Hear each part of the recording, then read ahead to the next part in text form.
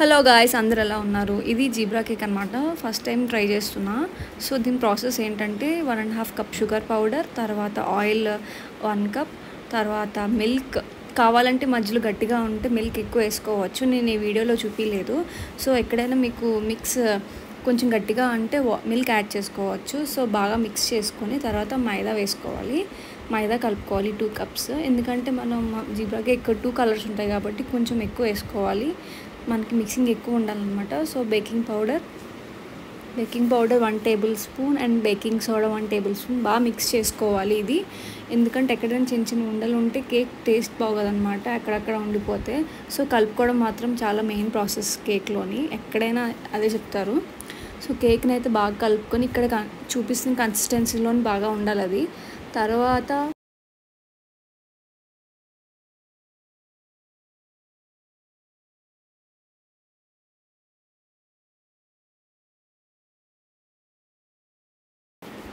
Vanilla essence నేను వేయడం మర్చిపోయాను అనమాట. సో నేను 2 బౌల్స్లో వెనిలా ఎసెన్స్ వేసి మళ్ళీ నీట్గా కలుపుకున్నాను.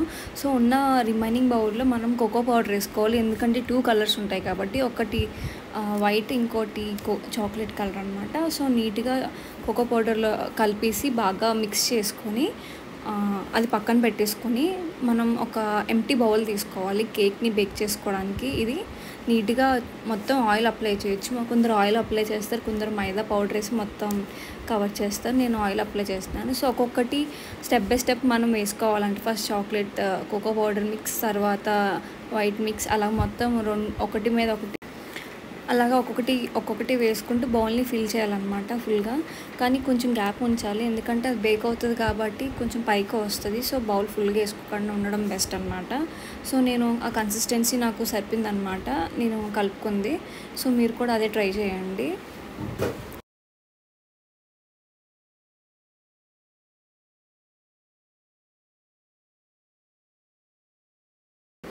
సో ఫైనల్గా నేను వేసేసాను మొత్తం.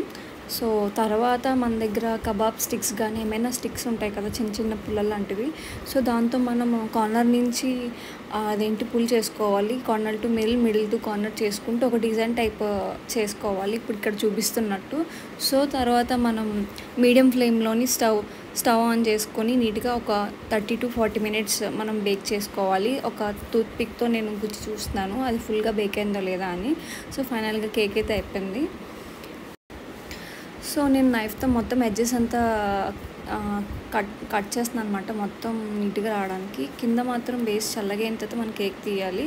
చూసారు కదా, నేను నీట్గా కేక్ని తీసాను అనమాట. పూర్తిగా కూల్ అయిన తర్వాత మనం కేక్ తీయాలి. సో ఫైనల్గా కేక్ అయితే ఇలా వచ్చిందండి. మీరు ట్రై చేస్తే ఖచ్చితంగా కామెంట్ చేయండి, లైక్ చేయండి, సబ్స్క్రైబ్ చేయడం మర్చిపోకండి.